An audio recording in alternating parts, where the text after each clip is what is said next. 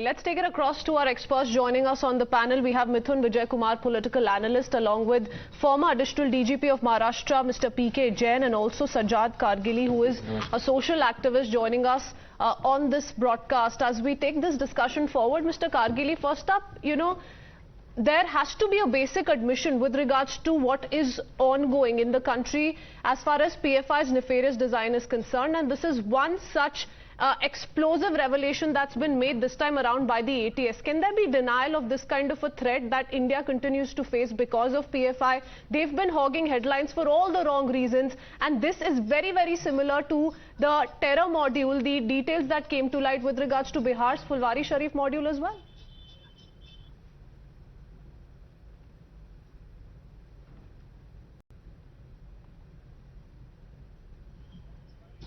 Mr. Kargili? Yes, please.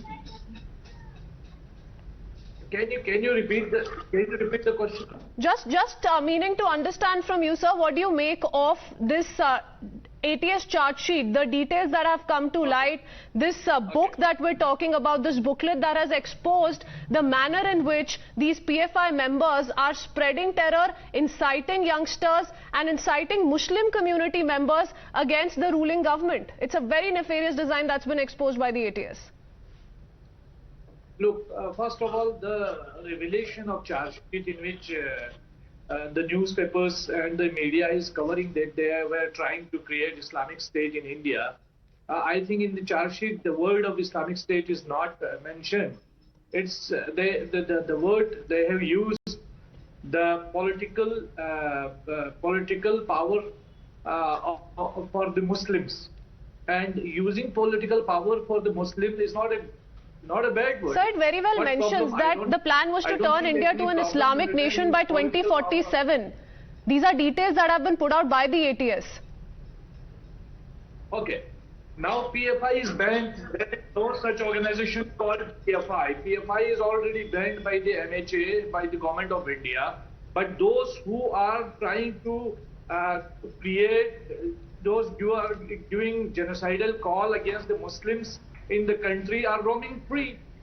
This is no, Mr. Kargili, even if the PFI has been banned, Mithun, you would agree that there are several apologists and sympathizers of PFI that are still around. And that is why we are looking at such multiple arrests that seems to be happening, because they seem to be hell-bent on even accomplishing the very idea of a Muslim nation by 2047. This is what they have been establishing in that deadly booklet of theirs, Mithun. No, government has taken serious action against those PFI members, and they have arrested PFI members. Now they have banned PFI, but those who are giving violent calls against the Muslim community in just near to the parliament. No, sir. It is not about that, sir. It is about the PFI and their apologists and their sympathizers. Mithun, would you want to take over from here? Let me help you understand what PFI is. PFI was formed with a focus on collective leadership and a militant-like power structure, which is modeled along the lines of terrorist outfits like Hamas and ISIS. So it's obvious that they would definitely be having a plan to make India an Islamic Republic by 2047, and which is already proven by NIA. So while I'm happy that PFI is now banned, but considering their past, there's a high possibility of PFI re-emerging under a different name. And this ban is only for 5 years, despite all the murders and anti-national activities they have done. Now, there's information that, even masjids are involved in this. So certainly what needs to be regulated is the propagation of the ideology, and putting a ban on PFI may not really help. These extremists, identify vulnerable youth, Muslim youth, and brainwash them with a false narrative that the majority community is mistreating them. Mr. Kargili, Mithun, let me come in here and take this across to Mr. Kurian as well, because on his part, Mr. Kargili continues to say that there is an attempt to malign the Muslim community. There is an attempt to, in fact, incite others against the Muslim community. But as far as this deadly plot is concerned, zero admission, Mr. Kargili, on the fact that Muslim youth are being incited via these PFI members. Let me take that across to Mr. Kurian as well. Mr. Kurian, is there not a need for total condemnation and zero, sympathy for this kind of a PFI terror module? Well, Crispin and Amita, I strongly believe India is a secular nation by constitution, and it's not easy for any outfit, group or organization to radicalize or incite the youth and be successful in their attempts to make it an Islamic State or be it a Hindu Rashtra.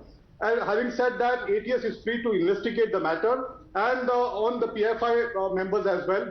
But ATS should also ensure at the same time that they're making any conclusion on part of their investigation or coming to any making any radical statement, which will harm any particular religion in the context. So one has to be very ensure that such things should be taken note of. The religion concept is not being questioned here, Mr. Jain. Now that is something that we need to put here in perspective. Even when it comes to as an investigative officer, sir, the deep roots of such kind of sinister plot is something that needs to be unearthed, sir. What do you make of this conspiracy charges and the charge sheet that has now been put together by the Maharashtra ATS, Mr. Jain?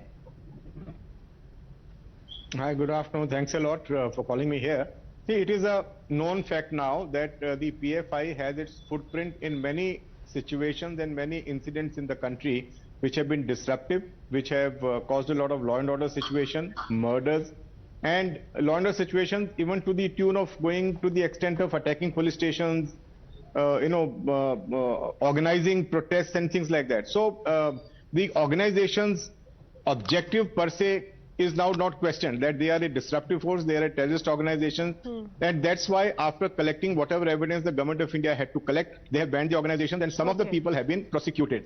It has a very large base. The roots of these organizations come from Simi. Yes. Now, all the cadre who were not arrested, against whom action was not taken, and some that's of them where we began from Mr. PK Jain, that the fact that, this is an organization that has been making the headlines for all the wrong reasons, and its nefarious design stand exposed once again by yet another agency. This is the Maharashtra ATS that continues to maintain via this charge sheet that this was nothing but an attempt to create unrest in the country. Gentlemen, we're running out of time. That's all the time we have for. Thank you for joining us this afternoon with that a short break.